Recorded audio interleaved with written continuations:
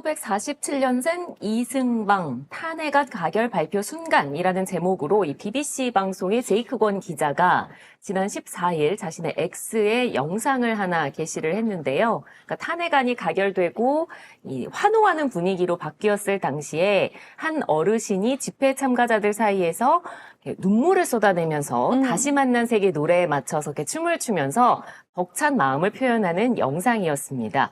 이 제이크 권 기자는 어르신이 혼자서 울고 있었다. 아니, 울음을 꼭 참고 있었다. 주변 시위대는 모두 나이가 어려 보였는데 혼자서 이 노래에 맞춰 엇박자로 춤추는 모습을 잊지 못할 것 같다라고 적으면서 연락처를 확보하지 못해 아쉽다면서 혹시 아시는 분이 계시면 영상을 공유하고 싶다 하면서 이 영상을 올린 겁니다. 근데 나중에 알게 됐는데 이 이승방 어르신은 서울에서 노동기후운동가로 활동하고 있는 분이고 1947년생인 만큼 1979년의 계엄령 등 한국 사회 굴곡을 어떻게 경험하셨는지 나중에 좀 인터뷰를 다시 하고 싶다 이런 이야기도 했습니다. 77세시면 진짜로 4.19부터 뭐 5.18 우리가 지나왔던 몇 번의 계엄을 다 겪어보셨고 그 역사 안에서 얼마나 불안했었던지 그리고 얼마나 국민들이 핍박받고 시달렸는지를 기억하고 계신 분이잖아요. 그분이 44년 만에 이제 77세가 그때는 30대에 피 끓는 청춘이었겠지만 지금 77세가 돼서 이런 사태가 다시 돌아왔을 때는 우리 그걸 겪어보지 못한 젊은 세대하고는 공포감이 남다르셨을 거라고 생각이 들어요. 근데 되게 웃긴 게 태극기 집 부대 할배들하고 같은 연배시잖아요. 근데 이렇게 품격이 달라요. 그러니까. 와, 정말. 모든 이제 어르신들을 폄하할 수는 없는 거죠. 각 세대마다 어느 세대이든 말 그대로 일찍은 있고 이찍은 있는 건데 우리 세대가 지금 돌이켜서 생각해 보면요. 30대 이게 저분 같은 경우 30대 박정희를 봤을 거고 그리고 전두환 노태우를 보신 거 아닙니까? 그리고 그 이후에 이 살아오시는 동안 대한민국의 흐름을 다 지켜보셨던 분이라는 거죠. 그래서 정말 어려운 시절에 우리가 경제적으로도 도약하고 막 그 노력해가지고 국민소득 올려내고 월드컵 잘 치러내고 IMF 겪어가면서 그 많은 국난의 위기를 하나하나 겪어오며 현재까지 왔는데 그런 대한민국에서 또다시 계엄이라고 하는 또는 군부 독재 내지는 군을 동원한 국민들을 찬탈하려고 하는 이런 게 일어났다고 했을 때 이게 말이 되느냐 이거예요. 저는 그 우경화나 어르신들의 그 이직되는 이게 사실 따져놓고 보면 너무 신기해요. 왜 그러냐면 이분들이 40년 전에는 4.19에 나가셨던 분이 5.18 때 이러셨던 분들이란 말이에요. 그 당시에는. 근데 그때는 넥타이 부대를 하고 넥타이 부대로 나가가지고 말하자면 군사 독재를 종식시키고 이제 처음으로 어떤 민주주의를 되찾아오는 투사였었던 분들이 왜 60이 넘어가고 70이 넘어가면 우경화가 되냐는 거지. 이 부분에 대한 뭔가의 어떤 그 변곡점이 왜 생기는가를 돌이켜볼 필요가 있다는 거야. 사실 30, 40대는 다 민주투사였는데 왜 60 넘어가면 그렇게 되느냐. 혹시 이유를 찾으셨어요? 그건 결국은 본인이 스스로 기득권화 되는 거예요. 왜냐하면 이제 더 이상 노동 현장에서 자기가 노동할 수 있는 나이가 지나가게 되고 은퇴 시기를 넘어가게 되면 미래에 대한 불안감이 생긴다는 거지.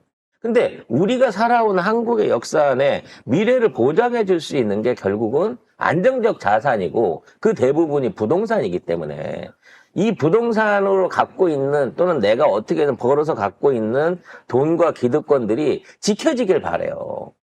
그래서 이분들이 나이 드신 분들이 일종의 그거를 독차지하는 게 이렇게 얘기하면 이제 좀 나쁜 표현일 수 있지만 국가의 부대부분을 이 5, 60대가 이거를 차지하게 되는 비율이 높아지면 높아질수록 이게 보수화가 된단 말이야, 정치가. 보수가 유리한 쪽으로 흘러가는 거예요.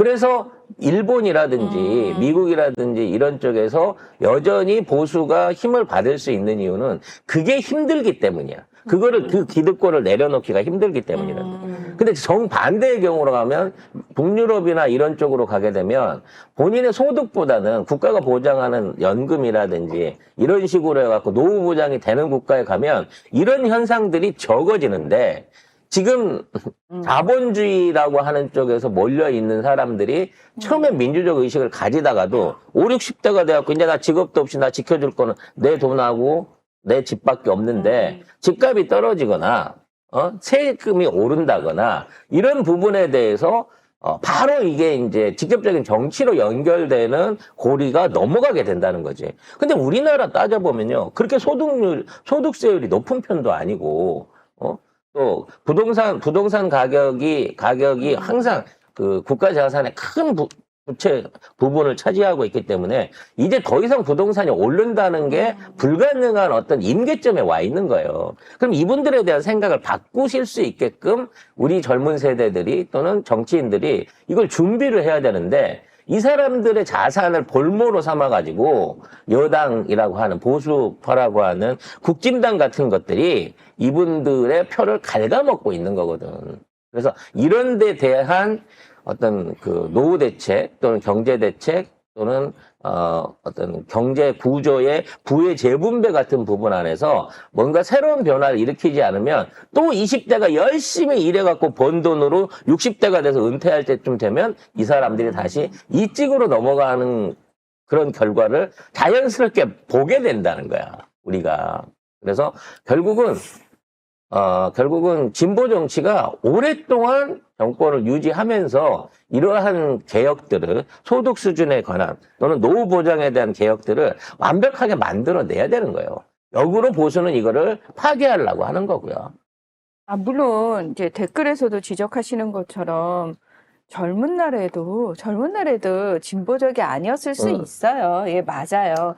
저도 그렇게 생각합니다. 왜냐하면 지금 제가 제 또래 친구들을 만나봐도 저한테 너 뭐 아직까지 그렇게 그런데 쫓아다니고 열심히 사냐고 열심히 싸우고 욕하느냐고 그러죠. 그러니까 그냥 골프나 치고 그냥 저기 조금 적당히 뒤로 빠져도 되는데 굳이 앞에서 네가 그런 목소리를 이렇게 열심히 내냐. 이제 너도 어느 정도 나이도 됐는데 자꾸 그래서 그런 얘기들을 들으면서 드는 생각이 이건 나이와 상관이 없는 건데 왜 자꾸 나이 핑계를 대면서 그냥 그건 거잖아요. 더 이상 무난한 개뿔도 지킬 게 없기 때문에 이렇게 진보적인 사고를 유지하면서 살 수 있는 거죠. 그렇게 얘기하지 마세요. 저는 제가 낳지 않았지만 수많은 이 땅의 아이들을 지켜야 된다고 생각하는 사람입니다. 사람만큼 중요한 게 어딨어요? 아니 부동산이야. 전쟁 한 번 나면 다 없어지는 거예요. 그 종이 쪼가리 들고 여기가 저희 집터였으니까 그게 의미가 있을 것 같아요? 지금 시리아 내전 이제 반군이 승리해가지고 난민들 수백만 명 다시 들어온다고 하잖아요. 그 사람들은 예전에 내가 살았던 집으로 올 거 아니야. 근데 중요한 건 그 집이 없어졌어요. 그럼 어떻게 할 거예요? 부동산이란 그런 거예요. 그래서 이 땅의 기득권을 지키면서 앞으로도 어우러져서 대한민국 5천만 인구가 행복하게 살아갈 수 있는 길은 이런 방식으로 부의 편중이라든지 일부의 세대들을 준동해갖고 이거를 정치로 활용하려는 노력이 아니라 진짜 미래를 내다보는 4차 산업혁명이나 AI 시대를 내다볼 수 있는 제대로 된 미래 비전을 우리가 제시를 하고 거기에 맞춰가지고 사회 구조를 바꿔야 돼요. 이번이 어쩌면 그 마지막 기회일지도 몰라. 이미 윤석열이 이렇게까지 이 보수라고 하는 우익이라고 하는 이 기득권층의 민낯을 보여주는 이때가 진짜 진정한 개혁을 할 수 있는 마지막 기회가 될지 모른다라는 생각이 들어요. 이걸 놓치면 일본처럼 가는 거예요, 결국은. 그렇게는 안 될 거예요. 왜냐면은 우리나라 사람들의 국민성과 일본의 국민성은 정말 너무 달라요. 그렇죠. 너무 달라요. 너무 달라요. 그 세계 외신이 이와 같은 시민들의 자발적인 참여로 민주주의를 지키고 이끌어내는 데 대해서 찬사를 보내고 있잖아. 어떠한 나라도 어떠한 민족도 이러한 이렇게 안 행동력과 하죠. 이러한 판단력을 보여줄 수 없어요. 오죽한 북한도 지금 탄핵이 됐다는데 이 보도를 시민들이 냈다고 하는 거를 알려야 되나 말아야 되나 하면서 보도를 신중하게 하고 있다 그래요. 왜냐면 중동의 전제 왕국들도 마찬가지예요. 라일락 혁명에 싹 무너졌잖아요. 걔네들 입장에서는 이게 한국의 시민성을 괜히 보여줬다가 반정부 시위 나고 야 우리도 민주공화국 하자 뭐 이럴 수 있잖아요. 그래서 중국이나 러시아 같은 국가, 북한 같은 국가, 일본 같은 자민당 독재 국가들이 한국의 이와 같은 활력과 시너지 에너지를 그렇죠. 더욱 두려워하는 결과가 생겼다는 거죠. 많이 최고의 두려워하죠. 한류 상품을 우리가, 한국인의 어떤 자긍심을 이번에 보여줬다는 건데, 이거를 마무리를 잘해야. 그리고 밥은 다 됐으니까 마무리를 잘해야 된다. 그래서 아직까지는 우리가 응원봉을 내려놓을 수 없다라는 생각이 듭니다. 월라비님이 민주당은 중산층 돈 뺏어서 저소득층한테 퍼주고 사회주의를 원함. 그러면 사회주의당이라고 했겠죠. 민주당이라고 안 했겠죠. 그리고 더 큰 건 뭐냐면 여기서 이 말들 자체가 다 거짓말인 게 우리 승환 오빠 그랬잖아요. 조사와 부사 빼고 저 윤빵구가 한 얘기 다 거짓말이라고. 지금 요 말이 왜 잘못됐냐면 일단 민주당은 사회주의를 원하지 않고요. 일단 민주당은 중산층의 돈을 뺏을 생각도 없고요. 일단 민주당은 그 뺏은 돈도 뺏을 생각이 없는데 뺏은 돈을 저소득층한테 퍼줄 수 있는 권한도 없어요. 예. 민주당이 하고자 하는 거는 바로 아셔야 돼요. 못된 놈들이 수 써가지고 지들끼리 많이 가져가는 거를 정상적으로 돌려놓자는 거예요. 아니, 세금을 걷어도 부유층한테 많이 걷어야지. 왜 중산층에서 세금을 걷어갖고 그거를 밑에다가 쏟아준다고 하는 이런 말도 안 되는 계층 구분하는 모함을 하시는 거예요? 그러니까 네? 이게 되게 천박한 자본주의적 사고의 전형이 뭐냐면 아니 내가 노력해서 돈을 많이 벌었는데 왜 나한테 세금을 많이 뜯어가? 자, 이게 왜 제가 딱 단언하건대 천박한 자본주의라고 얘기를 하냐면요. 본인이 돈을 많이 벌 수 있는 토대가 어디죠? 그럼 그 내 토대, 나라고 내 국민들이고 그렇죠. 같이 있는 이웃들이 돈을 벌게끔 소비를 해주고 해주는 거죠. 그게 역할을 해준 거야. 당신 공장에서 일을 해준 거고. 그렇죠. 따라서 그 부가 나 혼자 잘 나갔고 다 얻은 부가 아니잖아. 그럴 것 같으면 스포츠맨이나 아니면 뭐 혼자서 할 수 있는 걸 갖고 돈을 벌어봐봐. 그래서 왜 진짜 너무 좀 저쪽 이직들은 너무 좀 하나부터 열까지 다 가르쳐야 된다는 게 좀 답답하긴 한데 공부를 하세요 일단.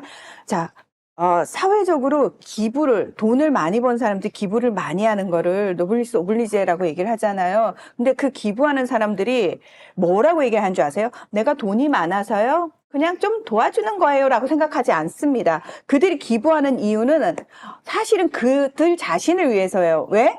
내가 돈을 많이 벌 수 있는 이 토대가 안정적으로 유지가 돼야지만 내가 더 많이 부를 창출할 수 있기 때문에 사실은 가장 이기적인 마음에서 이 토대를 안정화시키는데 일정 정도 기여를 하는 겁니다. 결국은 토끼가 있어야 사자도 살아남는 거예요. 그렇죠. 풀이 있어야 풀밭이 있어야 토끼가 결국 살죠. 토끼가 사는 거예요. 근데 사자가 나는 토끼만 먹으면 되니까 라고 생각하고 토끼를 다 잡아먹거나 풀밭을 없애버린다고 생각하면 사자는 살아남을 수 있겠어요? 멍충한 거죠. 그러니까 진짜 똑똑한 사자는 뭘 하냐면은 토끼도 적당히, 왜? 얘네들이 번식을 해야 되니까, 그런 기회는 좀 줘가면서, 그다음에 풀밭 유지, 누군가 와서 풀밭을 뒤집어 보면, 얘씨, 저리가 확, 내 먹이들이 먹는 먹이야! 이러죠. 그렇지. 토끼를 지켜줘야지. 그렇죠. 그래서 이렇게 얘기하면, 그럼 뭐 부자들은 늘 사자고, 가난한 사람은 늘 토끼냐, 이런 식으로 또 반박하실 수도 있는데, 그와 같은 어떤 비유를 몰라요? 이게 회전에 대한 자금에 대한 회전이 되지 않으면 경제가 무너지는 거예요. 지금 우리나라가 돈이 없다고 하는 게 경제가 어렵다는 이유가 부자들이 가난해서 돈이 없는 게 아니에요. 가난한 사람들, 저소득층에 있는 사람들, 중산층 이하에 있는 사람들이 쓸 돈이 없기 때문에 부자도 돈을 벌 수가 없는 상황에 와 있는 거야. 그럼 거기에다 투자돼야 되는 마중물을 누가 내놔야 되겠어? 부자들이 내놔야지. 내놔야죠. 그러니까 이게 그거예요. 그러니까 내가 계속 먹고 살기 위해서 적당히 숨구멍을 계속 만들어주면서 숨을 붙여놓는 거예요. 이게 사실은 되게 악랄하지만 현명한 짓이거든요. 그런데 어떻게 된 게 우리나라의 부자들은 뒤가 없어요. 그러니까 멍충한 거지. 다 죽여버리고 나서 나 돈 벌어야 되는데 다 어디 갔어? 이런 멍충한 짓을 하려고 한다라는 겁니다. 근데 노력을 해갖고 번 돈이면 그렇게 안 해요. 협잡질을 하고 부정부패를 저지르고 나쁜 놈들끼리 모여서 돈을 벌다 보니까 지금의 이런 천민 자본주의가 나온 거라니까. 아무튼 이 얘기는 길게 할 필요는 없을 것 같고요. 이러한 사회적 변화까지 어떤 국가적인 대조까지도 이루어질 수 있을 만큼 완전히 이번에 저 보수라고 말할 수 없는 극우에 속해 있는 그 세력들을 단죄하고 제대로 벌받게만 해도 앞으로 그렇지. 우리 사회는 훨씬 더 좋아질 거라고 생각을 합니다. 제대로 벌받는 모습만 봐도 사회가 되게 건강해져요. 아, 잘못하면 벌 받는구나. 이게 사람들한테 미치는 영향이 굉장히 커요. 잘못했는데 김건희처럼 수사도 안 받는구나. 심지어 검찰을 불러가지고 얘 휴대폰 내놔 해놓고 내가 하고 싶은 말만 하고 가서 떵떵거리고 돈 많이 쓰면서 사는구나. 이걸 보게 되면 사회가 어떻게 돼요? 이 사회 근간이 무너집니다. 아야 어차피 권력만 가지면, 정치 권력만 가지면, 검찰 권력만 가지면은 아무리 죄를 많이 지어도 벌 안 받아. 이게 퍼진다고 생각을 해보세요. 누가 열심히 일하고 누가 정직하게 살겠습니까? 누가 나라를 지키겠습니까? 나라를 팔아먹은 것들이 더 떵떵거리고 잘 사는 걸 봤는데 다시 나라를 빼앗길 상황이 오면 누가 나라를 지키겠냐고요.